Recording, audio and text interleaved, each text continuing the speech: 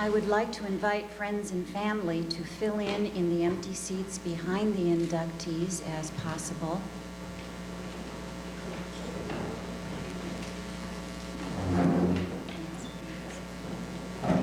And if you would all please be seated.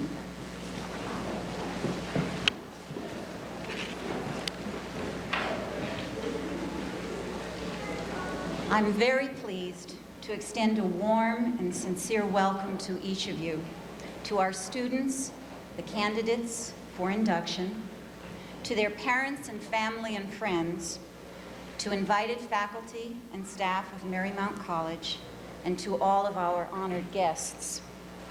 Today is a historic day, for we are all witnessing the chartering ceremony of the Marymount College chapter of Phi Theta Kappa, the International Honor Society for two-year colleges. Each symbolic action will represent an important tradition that we are making our own. As we induct each new member, we join together in a celebration of academic excellence, leadership, and service. We are delighted and honored to have all of you with us today. To deliver the invocation, I invite the Dean of Student Development Services forward, Dean Joan Conley.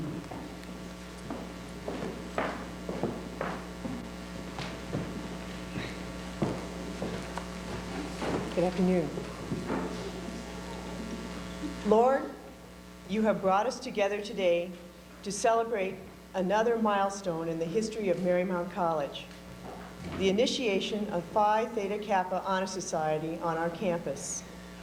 You have blessed this institution with gifted faculty and staff, but most of all, you have given us these wonderful, motivated, and intelligent students whom we wish to recognize and welcome into this prestigious organization. Dear God, bless these outstanding students of Marymount College and continue to instill in them the desire to be lifelong learners. Give them the desire to share their knowledge with those around them. Bless these students and all who teach them, and continue to inspire and keep them thirsty for knowledge. We ask you this in your name. Amen.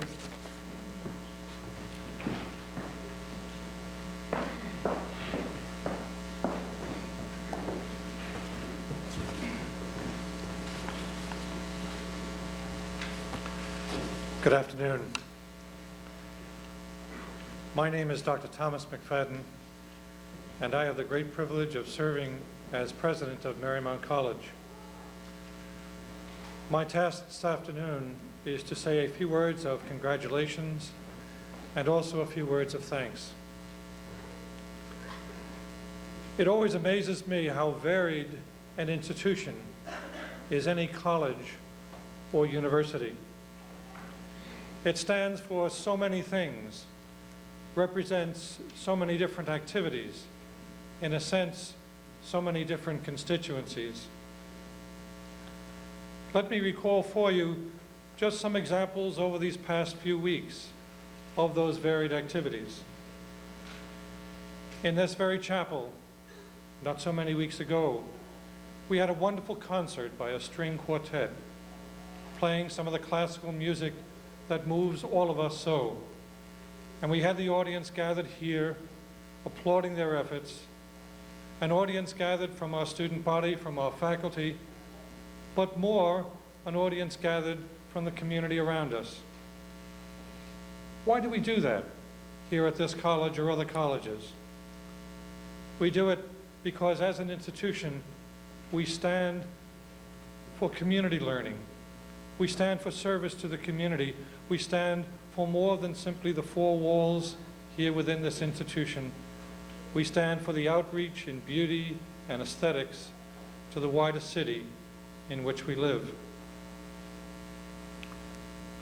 Another instance, again, just a couple of weeks ago on this campus.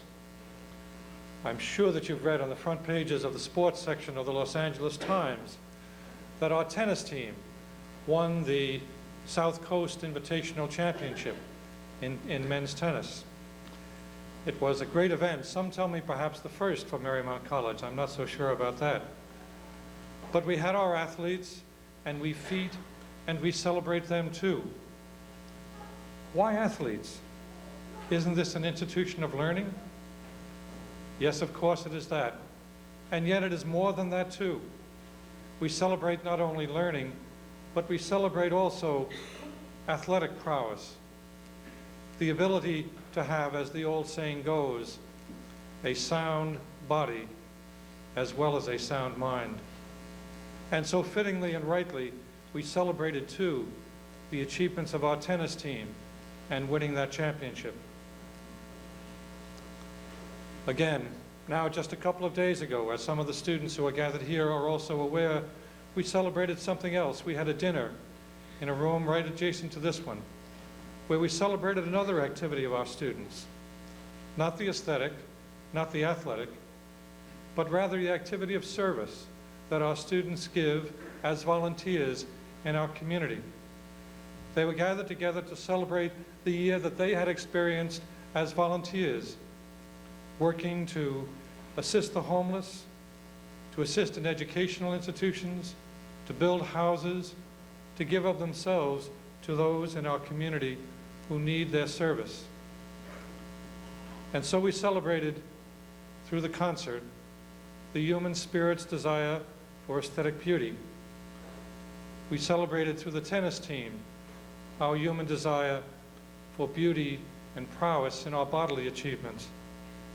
And we celebrated through the luncheons or the dinner ceremony for our MOVE members the capacity that we all have for compassion and commitment to others. That's a wide variety of things to celebrate in a college community. And yet, why are we here this afternoon? What do we celebrate this afternoon? Obviously, what we celebrate this afternoon is what we do here at this educational institution that no other institution in society can do. What we are celebrating here is the quintessential importance of learning, of truth, and of the hard work and study that students working with their teachers need to put in to achieve that learning and truth. It's entirely appropriate that we celebrated all of those previous things, the concert, the athletic games, and the service. But what activity of our students and faculty more deserves recognition and more deserves congratulations than the activity of learning and the seeking after truth? That's what we celebrate today. What we are celebrating today is what makes this institution and all colleges and universities absolutely distinctive in our society. Other institutions could pick up that role of bringing aesthetic beauty to our community, and certainly athletics, and certainly also volunteer service. But what we celebrate today is our very reason for existence. What we celebrate today is the opening of the minds and the spirit of these inductees into the truth and knowledge which alone will keep us free and alone bring us to the kind of fulfillment that we all desire as human beings. And so as president of this institution, I congratulate all of you because it is through your activity that we are true to what we are as an institution. It is through your learning, through your hard work, through your dedication, that Marymount College fulfills what it is to be. And for all of that, we congratulate you. At the same time that I congratulate the students, I recognize that we have a crowded balcony and a crowded several back pews here as well. And I certainly recognize, my wife and I having raised 2 children of our own, I certainly recognize that you are seated here, you inductees, not on your own, that you have behind you spouses, parents, who have aided you in every step along your way. The sacrifices that they have made, whether they be financial or otherwise, the sacrifices in time that they have made to have you here, I think is evident to all of you.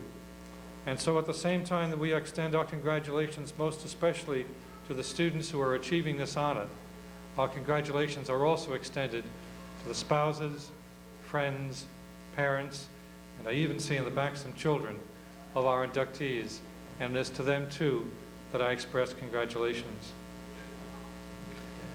Dean Gozdecki mentioned in her address that very shortly we are going to be using some of the symbols of Phi Theta Kappa as we induct our honorees into this International Honor Society.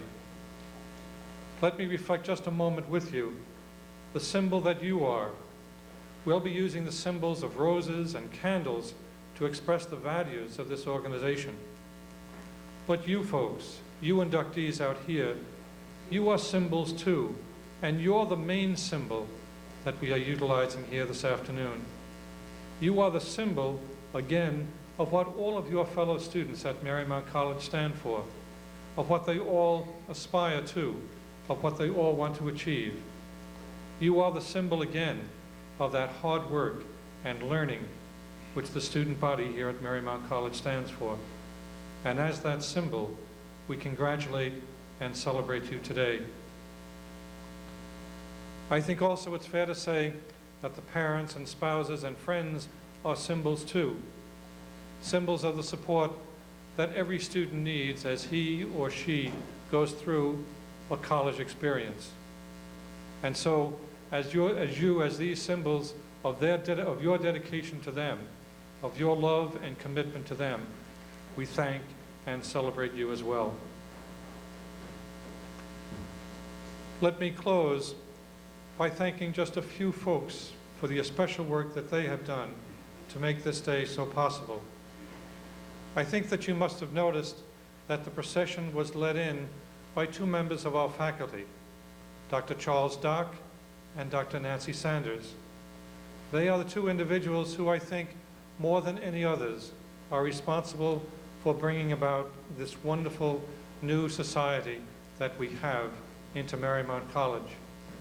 It is through their vision and their dedication that this organization has begun on this campus.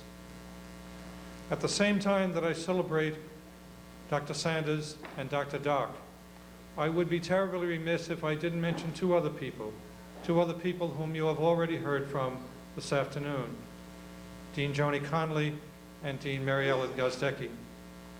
It is also through their vision of what Marymount College can be, of the strengths and the values that we have as an institution, that we are gathered here this afternoon. They have supplied the leadership, the sense of purpose, the sense of organization that has made this day possible. And so I thank Joni and Mary Ellen for all the work that they have done as well. It's good to have you all with us this afternoon, and I really look forward to the rest of our induction ceremony. Thank you.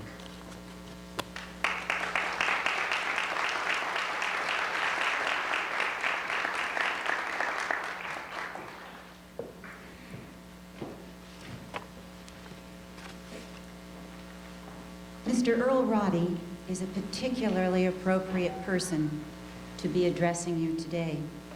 He has distinguished himself in each of the arenas that Phi Theta Kappa invites you to join as leaders: scholarship, leadership, service, and fellowship. As a student, Mr. Roddy belonged to Phi Kappa Phi Honor Society. As an academic, he spent 18 years at Marymount College, recognized as an exceptional teacher, a visionary chair of the Fine Arts Division, and as president of the Faculty Senate. He then joined the world of business as art director for Citizen American Corporation. He is now marketing and communications manager for that company. Through each of these professional incarnations, Mr. Roddy has been an active member of his community. He is a gifted and contributing artist who has had several one-man shows in and around the Los Angeles area.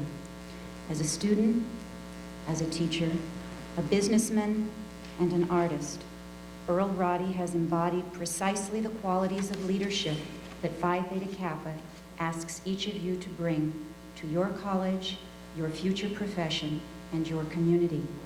It is a great pleasure and a distinct honor to welcome Mr. Earl Roddy as our keynote speaker for today's ceremonies. Earl?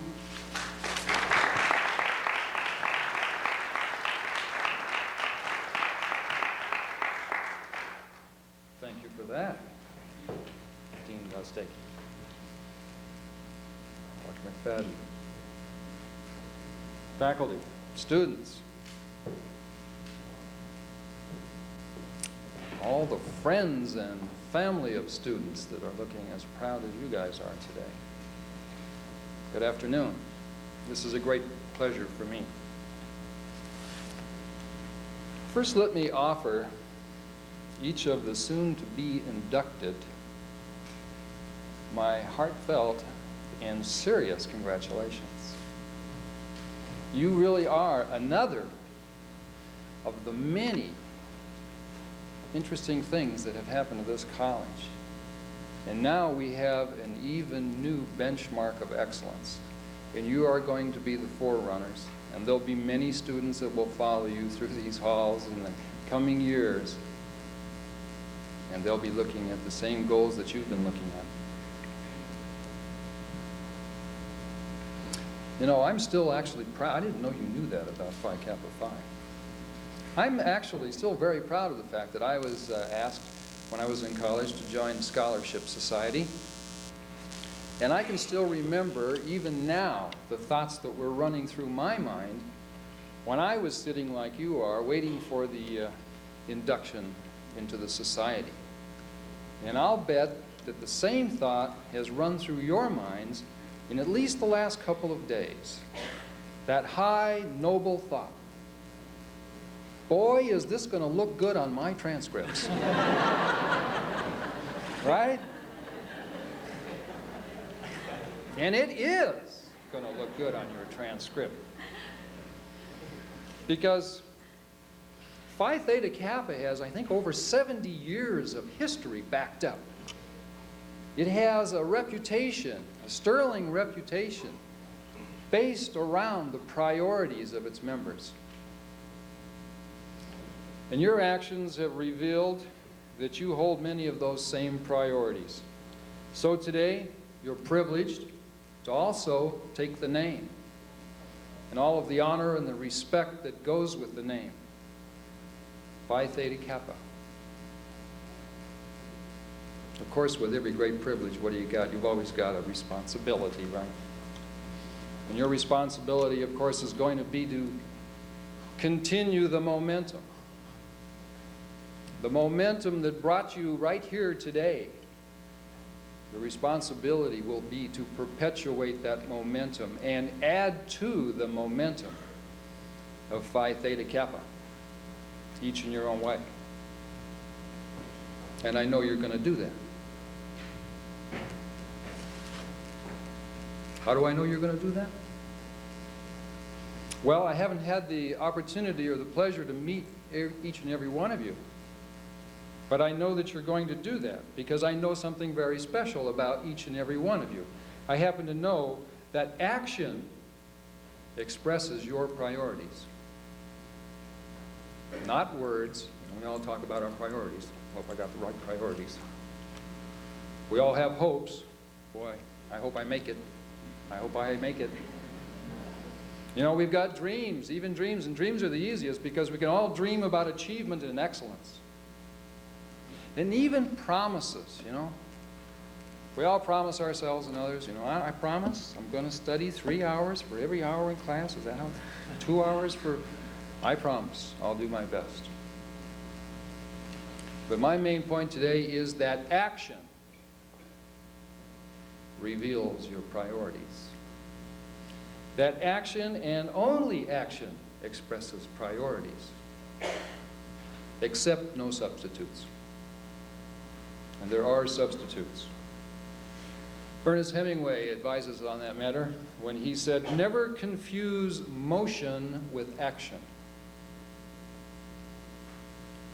And a professor enjoyed this little quiz to illustrate that point. There were 5 frogs sitting on a rock, and 3 of the frogs decided to jump off. How many frogs were left? And the students would say 2. And he'd say, wrong. There were 5 frogs left. And that's the difference between decisions and action. They didn't jump. They just decided to jump. Decisions are often just motion, if you look closely. Some people spend an entire lifetime making decisions about their priorities and never get around to actually acting on any of it. You took action. I know that about you. You took action. And it revealed your priorities. Your action over the past few years has propelled you into this gathering today. And that should tell you that you now share priorities with the students sitting next to you.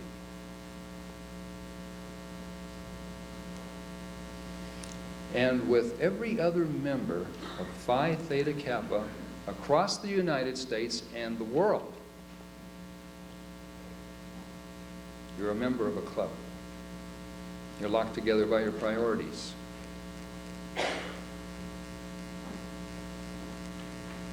I happen to know that personal excellence is one of those priorities, because action expresses priorities, and I know what it takes to get here, to sit there, wear that gold banner, and carry the name that you now can carry with you, Phi Theta Kappa. I know that about you. And I want you to continue to take action. And let your action express your priorities, and never listen to the naysayers that say, you can't do that. I don't think you can do that. That's hard. You know, the Chinese always have a proverb. The great proverb about naysayers. Person who say it cannot be done, should not interrupt person doing it. Remember that. And if you continue to do it, if you continue to find your action, and if you continue to be a person of action, you will begin to move other people out of their repose and into action also. And it may actually reveal their priorities. And if their priorities are similar to your priorities, you'll probably be propelled into a situation called leadership. And leadership is another characteristic of the Phi Theta Kappa. Now some of you are thinking, oh, that's fine. I act, they reveal their priorities. If their priorities are similar to my priorities, I could be the leader. What if their priorities are different than my priorities? Another talk, another time. That's about the C word, courage of your convictions. But there is a C word that I'd like to take a few minutes with today. The C word is creativity. Some think it's the other side of action. It is the repose of the mind, creativity. I'll venture to say that you have all been tracking down a fairly narrow path towards a very bright goal in the last year or so. And there's nothing wrong with that, because that's how you got here. But I'd like to propose now that you begin to think about another side of yourself, the creative side, and I want you to be assured that you have that side, because we all have that side. Creativity is a little used but very valuable tool that we all have access to. I'm sure if you've noticed, the society could use a little creative problem solving lately. The paradigm of society has changed. So the problems have changed. But the solutions haven't changed, and that's why they're not working. I could talk for an entire semester on this, and I have in the past. But I don't have that much time, and I just want you to remember three things. I want you to remember, always be ready to throw out all you've learned about a thing if you want to change that thing. Be ready to throw out everything you know about a thing if you want to change that thing, because you will find out from experience that the more you know about something, the less you're able to influence it, and certainly the less you're able to change it. And also remember to learn to switch off from broadcast to receive. You know, from the time we wake up in the morning, the little voice is always going, hello, get up, this is going to go there. And it's always telling you exactly what you're doing and how much you're appreciating it or not appreciating it. And what you have to learn to do is to quiet the little voice down until you shut it up. Because at that point in time, you are able now to receive new ideas. You do not receive new ideas when you're on broadcast. So remember, learn how to turn yourself on receive so that new ideas can come through. And finally, I want you to remember about creativity that it's not a misto-flexo deal. It's not a big mystery. It's a thought process. It's a kind of passive thought process.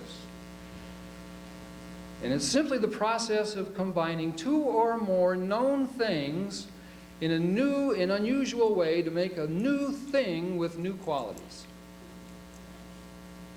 In a way, there is nothing new under the sun. There is only new combinations, and that's what creativity is, and that's what you're going to need to know to solve tomorrow's problems. And I'm going to tell you one of my favorite stories that illustrates those three things that I just mentioned to you, and it's a story about Henry Ford, the man who introduced the automobile into our culture. You may feel how you may feel about that. My car broke down this morning. But anyway, it seems that Henry Ford was getting a lot of complaints about the windshields in his early cars. There had been some accidents, and the drivers and even the passengers were being injured by flying shattered glass from the windshields. So Henry Ford said, "Bring me my senior chemist." All scientists were chemists then. "Bring me my senior chemist." And they brought in the senior chemist, and Henry Ford says, "I want you to make me some glass that doesn't shatter." And the chemist went back to his laboratory, and for 3 days he thought about that. And he read all of his books, and he read all of his notes, and he read all of the scientific papers, and he came back after 3 days, and he said, "Mr. Ford, it's impossible. It is the nature of glass to shatter on impact. What you're asking me to do goes against the laws of science." And so Henry Ford says, okay. He says, "Now bring me the most junior chemist on my staff." Bringing him up here. Fresh out of college, no experience, ink still wet on the diploma. Stands in front of the great master. And Henry Ford says, "I want you to make me some glass that doesn't shatter."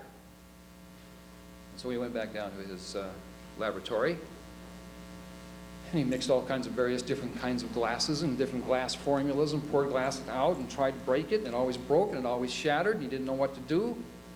He was about ready to give up, and he's thinking, this could be impossible, glass that doesn't break. But wait, Henry Ford wouldn't tell me to do something that was impossible. He wouldn't want me wasting all that time. So he went back to work, and he thought some more, and he thought some more, and he made some more formulas, and he made some more formulas, and they all broke, and finally he just gave up. And his mind stopped working on the problem. He couldn't handle it anymore, so he took a lunch break this particular day. He had a peanut butter sandwich. And inadvertently, he dropped the peanut butter sandwich on the floor, but his mind was on receive. So he didn't jump up and say, "Oh, I've ruined my lunch. What will I do now?" He just sat there. And he looked at the peanut butter sandwich on the floor, and he noticed that the two slices of bread did not come apart on impact. They stuck together because of that peanut butter in the middle. 2 months later, he walked into Henry Ford with a brand new windshield that was made of 2 sheets of glass with a thin, transparent film in between them, and they were heated and pressed together until they stuck. And the sheet of glass looked just like every other windshield that Henry Ford ever saw, but when the young chemist hit it with a hammer, the shattered glass didn't go anywhere. It just stuck to that film in the center. The young, inexperienced chemist had just invented safety glass, which is a feature on every automobile produced in the world.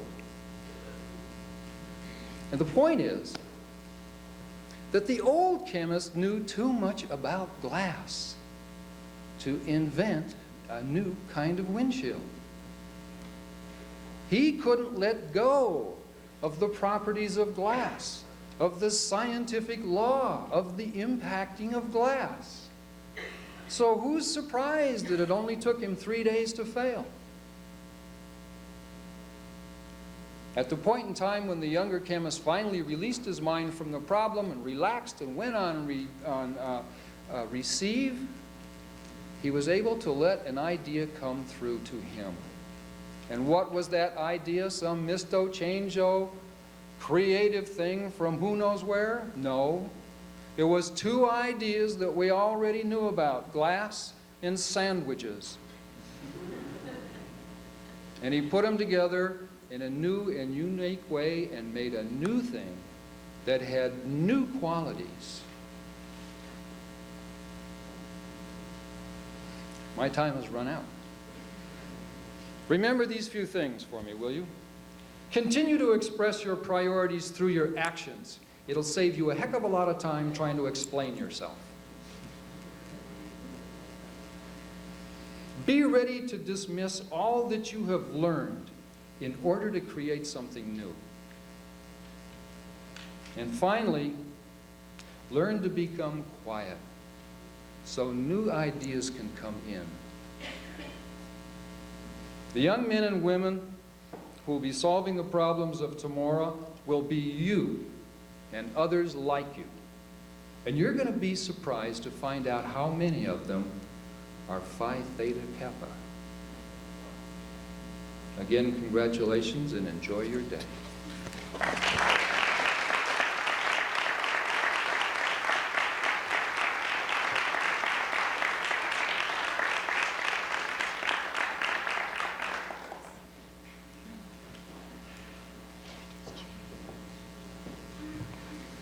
Thank you very much. A hallmark of the Phi Theta Kappa Society is its international stature. Coordination is effected through regional organizations. Today, we're very privileged to have two representatives with us from the Nevada, California region. One of these representatives is a student, such as yourselves, a member of Phi Theta Kappa from the College of the Canyons. I would like to acknowledge that we have with us Robert Harding, who is the Southwest California Vice President of the Nevada, California region.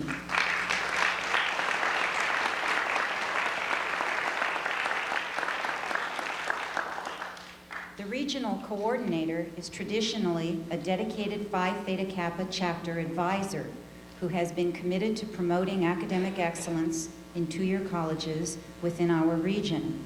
With us today, and I now present Ms. Judy Ryan from Fresno City College, who is the regional coordinator for the Nevada, California region of Phi Theta Kappa.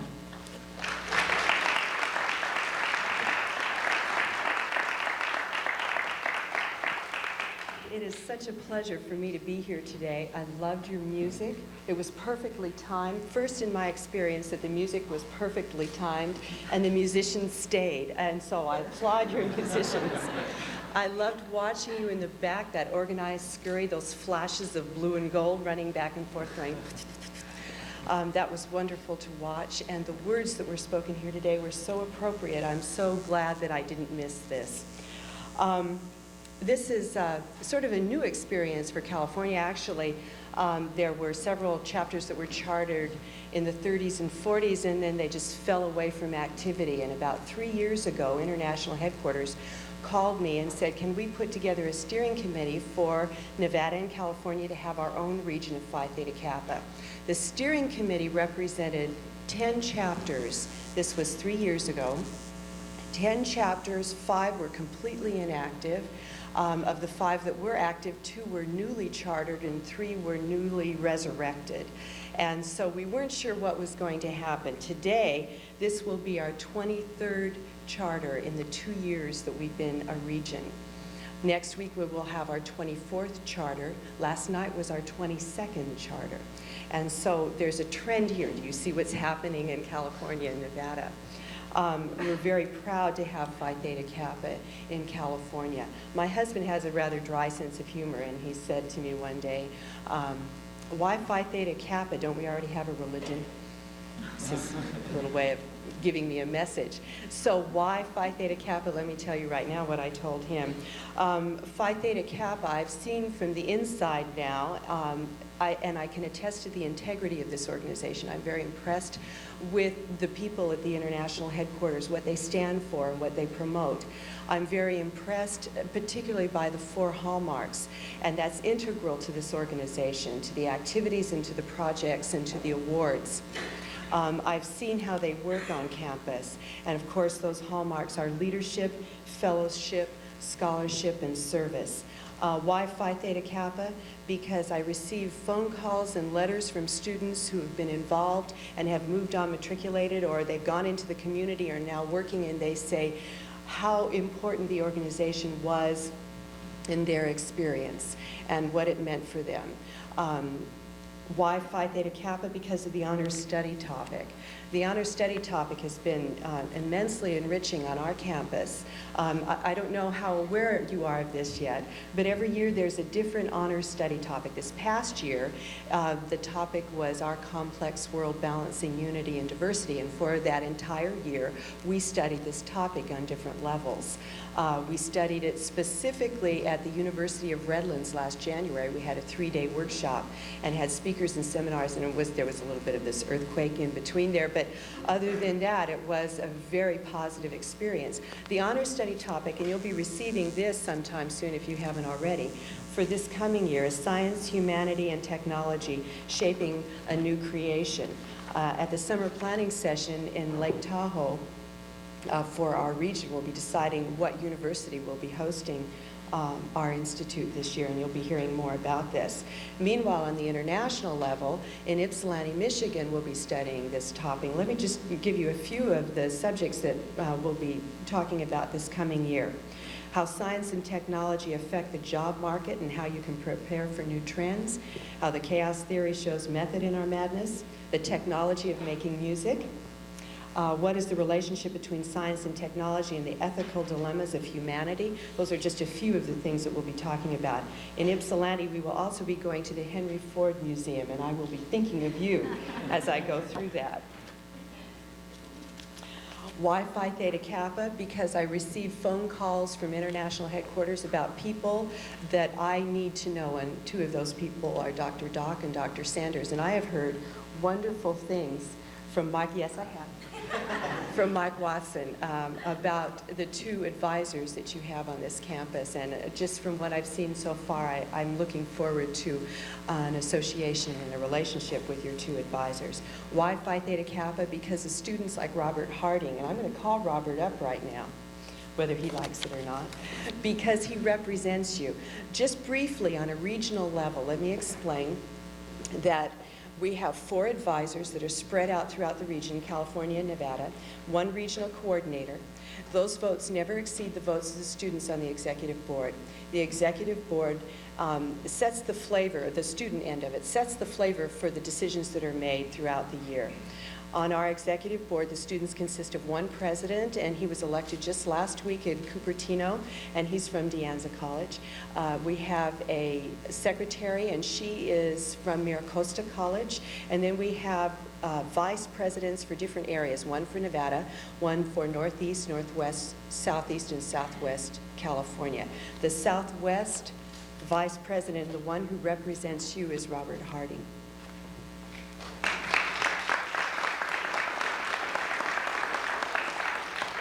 Well, thank you, Judy. And let me just say that it's a real pleasure to be here. I've never actually been on this campus, and it's absolutely beautiful here. I was looking out over the sea, and it's really nice today. As Judy alluded to, there's a lot of exciting things happening in this region, and really the sky is the limit. Briefly, let me just say that I'm looking forward to working with all of you very closely, advisors and chapter officers and members, and I can't wait for the coming semesters. I just want to congratulate you all on the prestige and the excellence and the absolute excitement that Phi Theta Kappa will bring you. Congratulations, Alpha Omega Kappa.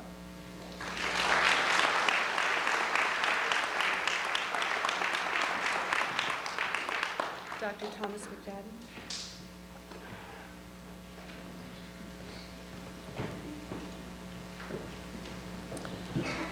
Phi Theta Kappa was not founded by faculty. It was actually founded by administrators who were concerned about the support of academics on the two-year college campus. And now, 76 years later, we're very much aware of how important that support is. And so we would like to offer to you, Dr. McFadden, this plaque that commemorates this chartering of Marymount College and the new Alpha Omega Kappa chapter of Phi Theta Kappa. Thank you very much.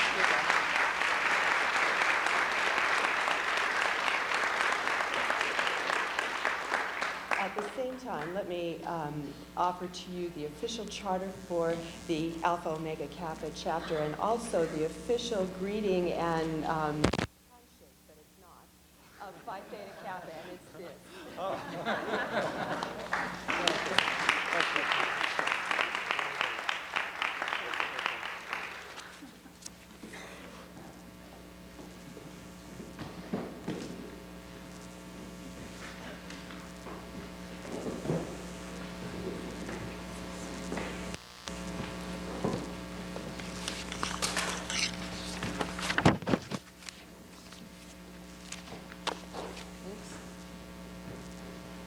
Thanks, Ms. Judy Ryan, for presenting us with these symbols of this organization. I'm pleased to present the candidates for membership in our society. These students have fulfilled all the requirements for membership and have been selected because they have chosen truth and service as their hallmarks. I recommend them for acceptance into the Alpha Omega Kappa chapter of Phi Theta Kappa Honor Society. You are about to be inducted into a scholarly fellowship which embraces two-year colleges not only of your own state, but of the nation and the world. This fellowship is Phi Theta Kappa, and your chapter is Alpha Omega Kappa. After induction, you will find among the members an atmosphere of scholarship to which you must give of yourself in order that the organization may be meaningful to you. Our ideals may be expressed in the words of Sir Francis Bacon in his essay on studies. Studies serve for delight, for ornament, and for ability. Their chief use for delight is in the privateness and retiring. For ornament is in discourse, and for ability is in the judgment and disposition of busyness. Read not to contradict and confuse, not to believe and take for granted, nor to find talk and discourse, but to weigh and consider.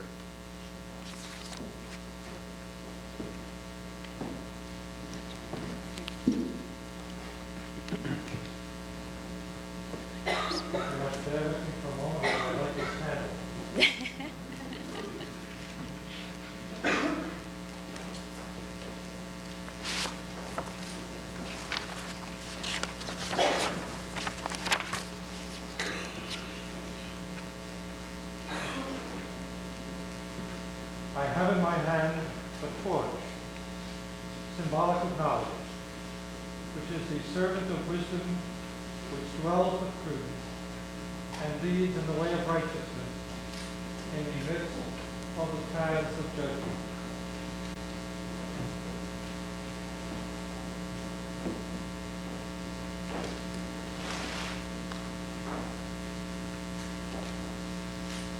I now have a white rose, typifying purity and beauty of life, with its white blood signifying new intellectual association.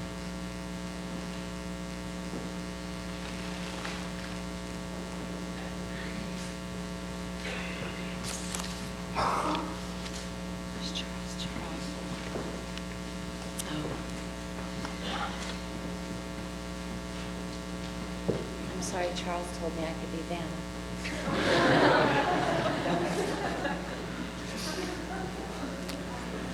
Dr. Sanders is holding the emblem of Phi Theta Kappa. It consists of a gold slab keyed at the top and bottom. The golden field, like the escutcheon of our coat of arms, refers to the golden opportunities that abound on every hand for society folk to evidence their culture and perform good works. Since gold is the most noble of metals, it shall have a further significance to our society, for it shall represent that nobility attained by those who achieve intellectual leadership. Across the slab, you will observe a black band. It represents the three ideals which band us together, and the cultural self-control which is the necessary foundation for true wisdom, aspiration, and purity. Shining through the black enamel background are the three Greek letters which are the initials of those three mystic Greek words meaning wisdom, aspiration, and purity. Behind the band is a wreath, on the one side composed of oak leaves and on the other laurel. The oak leaves stand for stability and strength of character, as symbolized by the sturdy oak. The graceful curling leaves of the laurel signify achievement and success, all attributes for membership in our society. Above the band is the representation of the head of Athena, the goddess of learning. In the base appears the mystic Greek letters meaning light, the light of knowledge, and learning, the common ideal for members of Phi Theta Kappa. This badge stands as a symbol for the high idealism of our organization and membership in our select group. You have studied the constitution of our organization, the purpose of which is to foster a spirit of devotion to study and to scholarly ideals among its members, whose principles are embodied in the Greek letters which stand for phronimon, thoimos, katharotes, wisdom, aspiration, and purity. Would the inductees please stand? Thanks, Dana.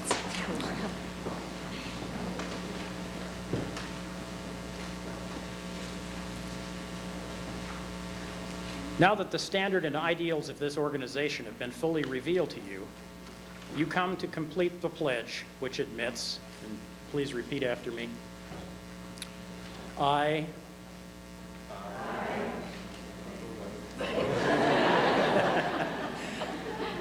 do solemnly promise on this 7th day of May, 1994, to uphold the standards of Phi Theta Kappa,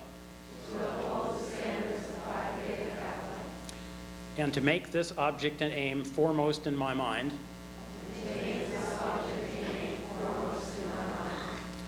and I do solemnly pledge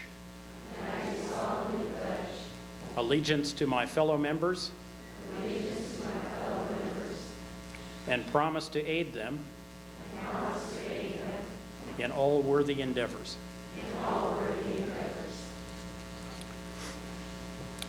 President McFadden will call out each inductee's name. When your name is announced, please come to the induction table, sign the roster, and receive your certificates. We will ask that the students on this side begin first. The first row will come to Dr. McFadden. And when you're finished, you'll go back, and then the next side.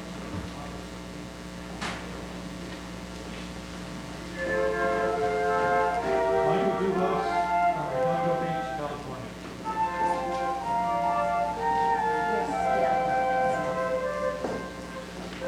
Gail McNally from Los Angeles, California.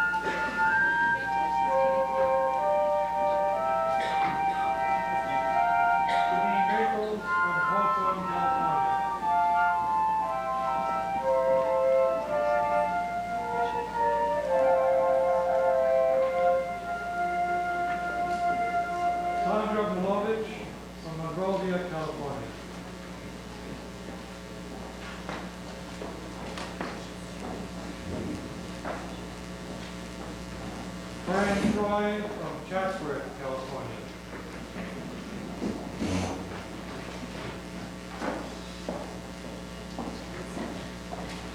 Rose Cole from Los Angeles, California.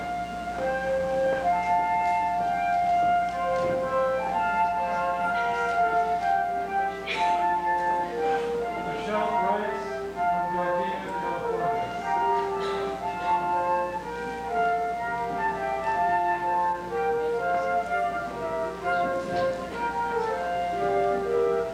Roberta Dalton from Lawndale, California.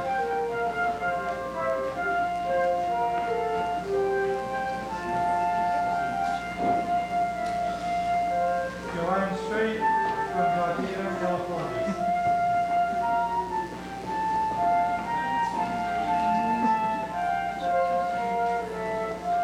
Mary Feldman from Los Angeles, California.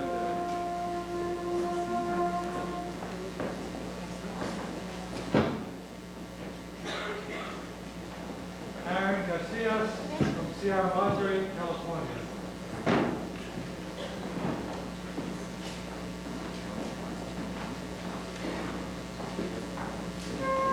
Christine Wheelis from Marina del Rey, California.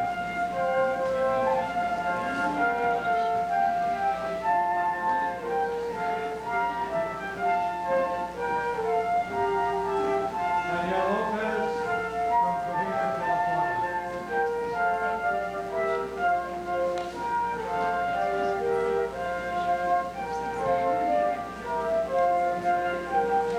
Chris Beck from Los Angeles, California.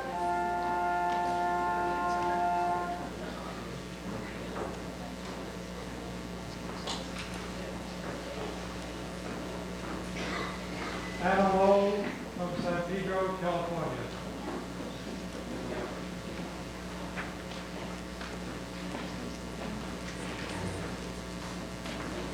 Catherine Lester from Palos Verdes, California.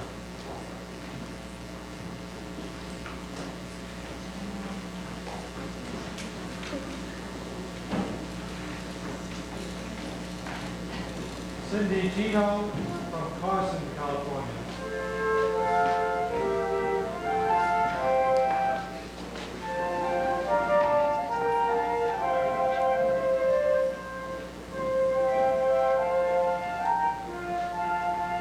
Dolores Robnak from San Pedro, California.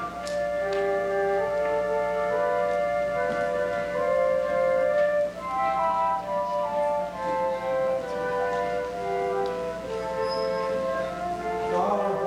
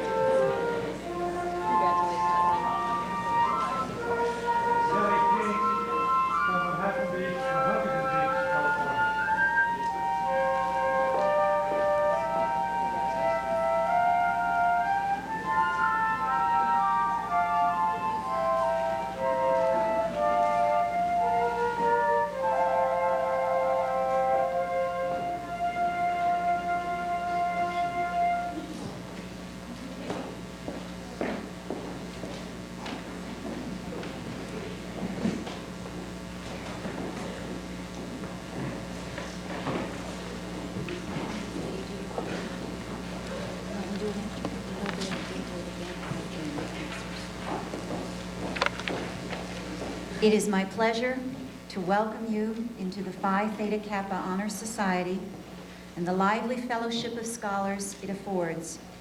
I salute you for your accomplishment. I charge you to explore always the truth and to dedicate yourselves to the cultivation of the well-reasoned life, a prelude to service and honor. Please be seated.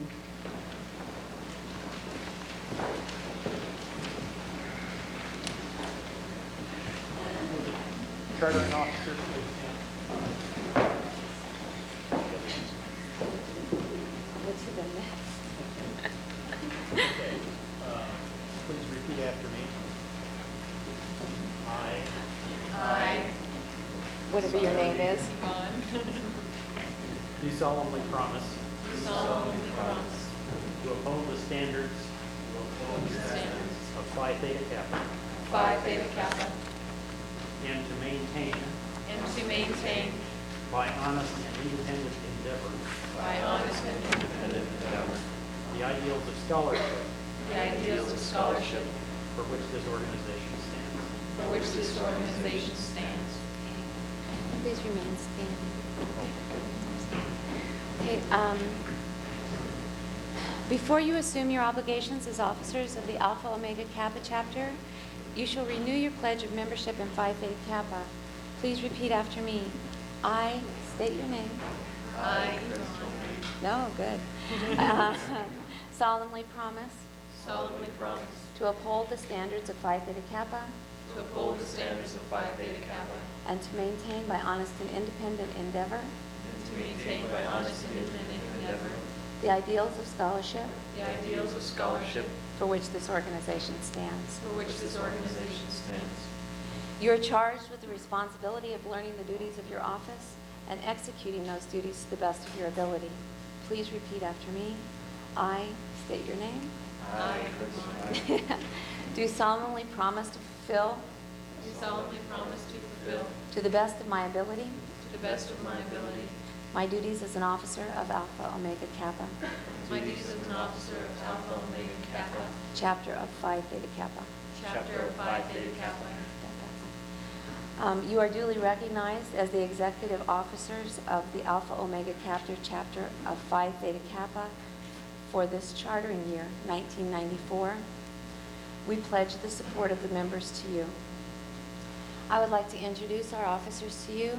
Each of these students is a graduating sophomore. They are our 1994 chartering officers for the Alpha Omega Kappa chapter of Phi Theta Kappa. This is Christopher Iyer, our chapter president. Yvonne Bianco is the chapter vice president. Kim Janelli is the chapter recording secretary. Lee Kong Chu is our chapter treasurer. And Jeanette Corona is our chapter, thank you, public relations secretary. And see how she's good at it. All right. We now need to ask the officers to come forward to sign the record book in the designated place for officers, which is at the beginning of the book. And we will give you your pens and your certificates.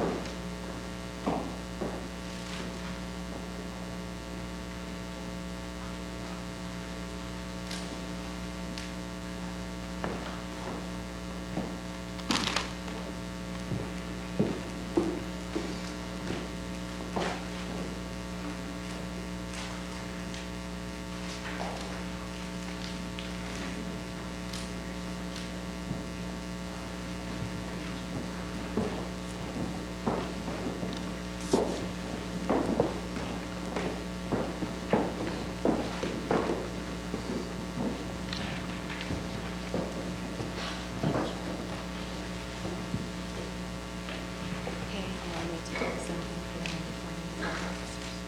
Okay. We'll ask our 1994-95 officers, all of whom are returning students, to please stand.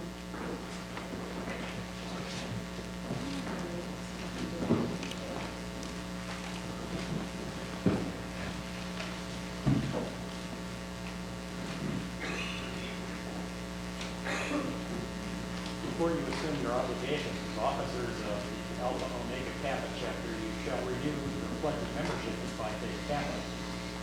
Please repeat after me. I state your name. Do solemnly promise to uphold the standards of Phi Theta Kappa and to maintain by honest and independent endeavor the ideals of scholarship for which this organization stands.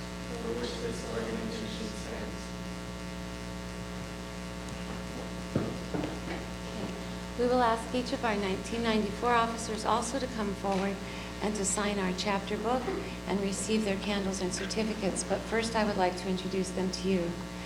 On the far end is Peter Kakos. He will be our president for next year.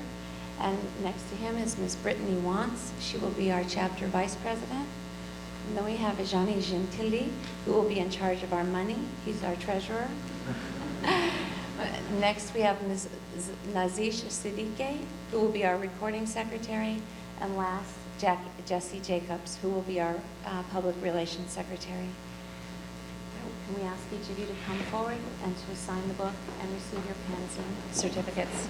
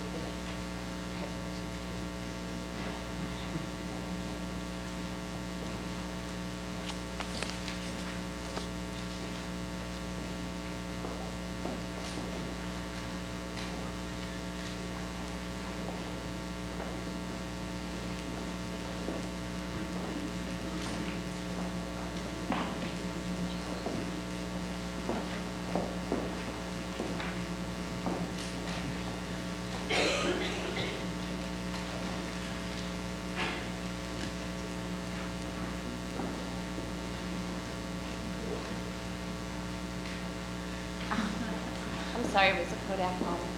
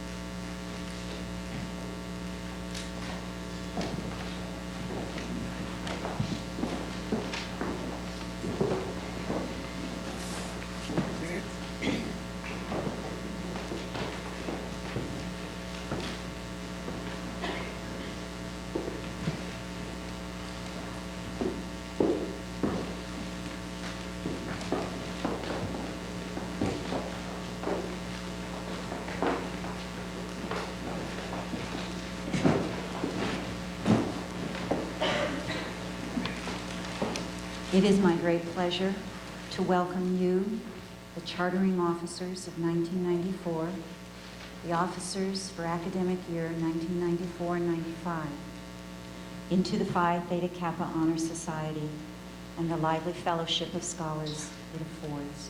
Congratulations.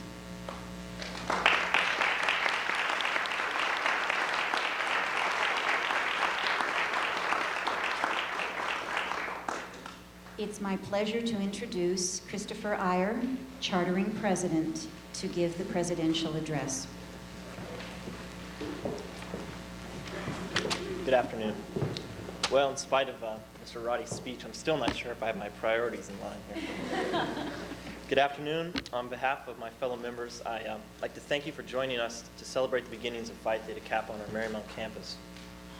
We are honored to have been invited to join this organization, and we pledge to uphold the standards of scholarship, leadership, and fellowship that are hallmarks of Phi Theta Kappa. As it states in today's program, Confucius tells us, when you know a thing, to hold that you know it, and when you do not know it, to admit that you do not know it. This is true knowledge. Phi Theta Kappa is an organization dedicated to true knowledge. We hope that in the many long years during which this organization is active at Marymount, many future students will benefit from the support and guidance this organization will provide. We believe that a focus on academic excellence combined with Marymount's caring environment will be a fertile ground for producing outstanding scholars and leaders in our community and world.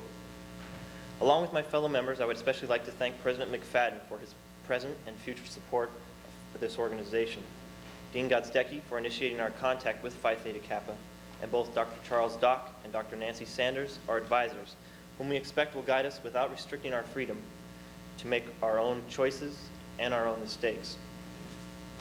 Thank you all for offering us this opportunity to learn and serve. We accept it with honor. Thank you.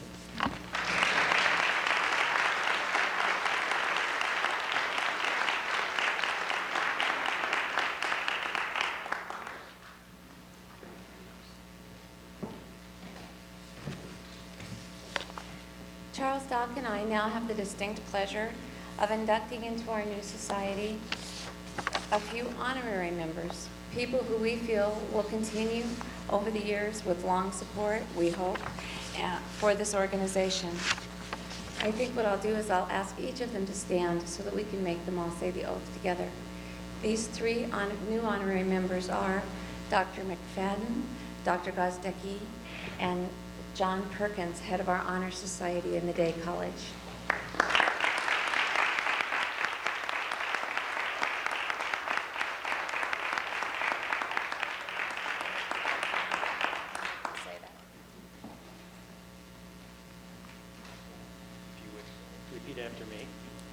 I, I, state Mary your Young, President. They have their names in there. They're good at this. Do solemnly promise Do solemnly promise to uphold the standards to uphold the standards of Phi Theta Kappa of Phi Theta Kappa and to maintain by honest and independent endeavor and to maintain by honest and independent endeavor the ideals of scholarship the ideals of scholarship for which this organization stands. for which this organization stands. Could you give each of the pins?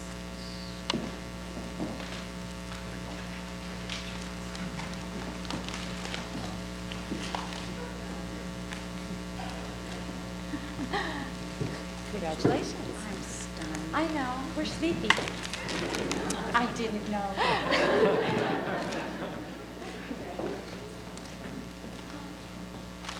you go.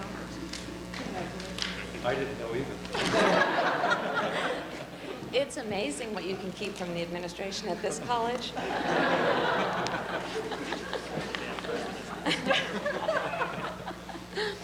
We would also like today to especially recognize a member of our campus community who is a Phi Theta Kappa alum. This person was inducted a few years ago, and we won't say quite how many, in Texas. And actually, to be honest, we weren't surprised that she was a Phi Theta Kappa alum because she's been a wonderful contributor to activities on campus, always bright, always has a good solution to a problem, and a wonderful person to work with. Would you help us welcome our first alum on campus, Ms. Nedra Hunt? Please stand.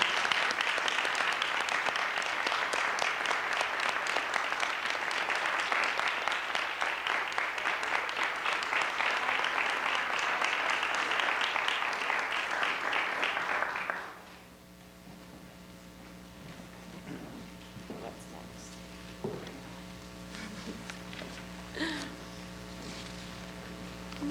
Just a second, you guys. I'm sorry, I'm a slow reader.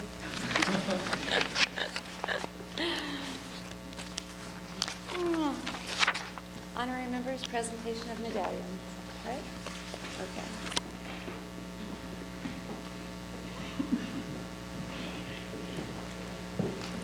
As several people have indicated throughout this service today, very important to the success of the chapter are the advisors. And I'm very pleased to be able to thank and acknowledge the two faculty members who represent all Marymount College faculty members in their love and dedication to the students and to their fields and disciplines. So I would now call forward Dr. Dock and Dr. Sanders.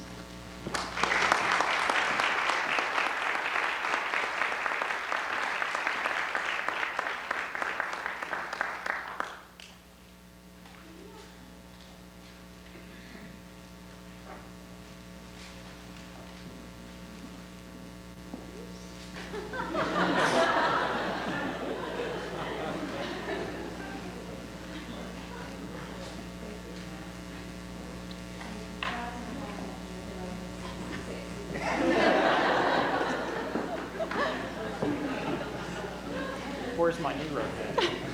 I haven't broken it to them. They may only wear it with their academic attire.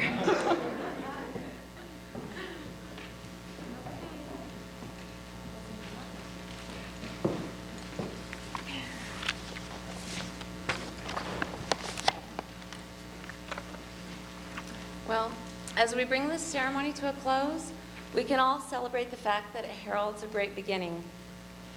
As our chapter name, Alpha Omega, the first and last letters of the Greek alphabet suggest, the cycle of ends and beginnings is continuous, like the perfection of a circle. I feel very privileged this afternoon to be able to speak to you from the heart. We've heard many fine words here today, and the advice and encouragement, and especially the wisdom of each of our speakers will serve you well if you can live it, which, by your accomplishments, you've already demonstrated you're well on your way to doing. My parting words to you today, however, are not meant so much as advice.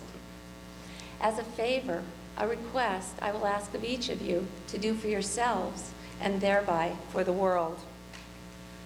I'll ask each and every one of you, whether you're staying here at Marymount or setting off for new adventures, to do three things. the magical three. The first is to see the world as it really is. This does not mean simply to accept the world as it is, because life is dynamic. Change is not only something to tolerate, but to provoke if necessary. William Blake tells us, without contraries or conflict, there is no progression. This is certainly true. I am asking you, like Blake, to see it all as it really is. Both beauty and the pain, and this is the hard part, still not be at war with those elements that bring you into conflict. Struggling against something is not the same as struggling with it. Struggling against usually deepens the opposition. Struggling with requires an openness and receptivity to new information, information that may lead to understanding, if not resolution. Struggle or conflict are a natural and often a very productive part of being alive, but to live fully, one must be able to celebrate the joys of an ordinary day, as well as completely and honestly experience the very real pain of failure, of loss of love, of our own mortality. To do this is to close the circle. It's to link the alpha and omega in a kind of completeness that is, at its core, wholly benevolent, designed by a power far wiser than ourselves. Such completeness requires, according to Wallace Stevens, embracing all pleasures and all pains, remembering the bough of summer and the winter branch. These are the measures destined for your soul. Only this type of Catholicity in our perspectives, this means of seeing the world as it really is, will allow us to fully celebrate life in this conflicted world which we inhabit. Now, as if that weren't enough, the second favor I will ask of you is fairly simple. It is simply to have the courage to make mistakes. An old Chinese proverb says, "We need not fear growing slowly. We need only fear standing still." There's nothing that will stop someone dead in their tracks like perfectionism, the fear of making mistakes. High achievers are particularly susceptible to this disease. So I'm going to ask you to adopt a what the hell attitude toward life, which ironically requires the courage of a warrior because it means you will take risks. None of the famous figures of history, not Churchill, nor Lincoln, nor Gandhi, lived easy, seamless lives. Their accomplishments were riddled with the many failures they had to endure in order to reach such heights. But remember, even if your life is simple, not complicated by fame or glory, the world will not be the same when you are gone. There is not time for standing still. And the last of the favors that I'll ask of you, at the risk of seeming greedy, is to be a spendthrift with your love.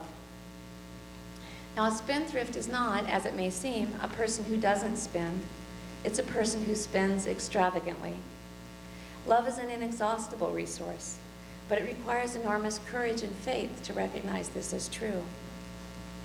Those who are afraid to give it away or who calculate what they may get in return will never have enough. Many great thinkers, especially artists, have told us that a satisfying love is a love that connects us to something larger than ourselves. Dostoevsky's Russia, Faulkner's Mississippi, Carlos Fuentes' conception of time. Those artists that have spoken to and for their eras have told us again and again that when our love moves out in concentric circles that radiate from the self, each inch into the world presents a risk and a danger. But more importantly, this movement also brings a reward. It's a reward that connects each of our small selves. It's a reward that connects each of our small selves to the large universal self we all also inhabit together. So I ask you to go into the world and spend your love extravagantly. If you can do this, if you can say, "I have loved well," then you will have done me and the world the favor of having lived your education.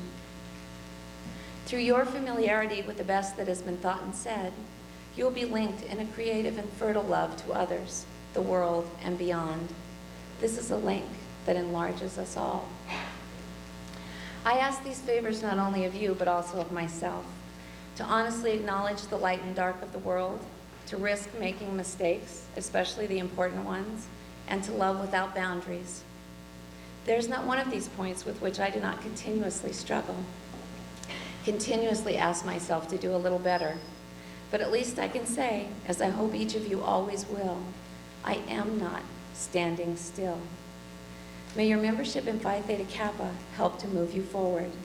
Congratulations to each and every one of you, and God bless you all. Thank you.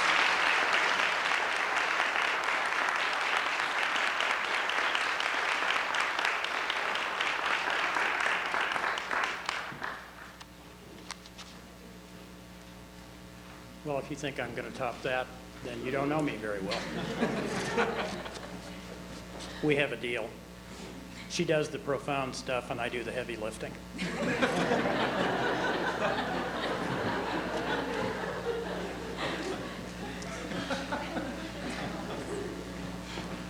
At this point, I'd like to close the ceremonies, and Dr. Sanders and I will lead the students out, and then I would invite you, implore you, come join us at the reception. We have lots of food, and we'd like to talk with you. So thank you all for coming.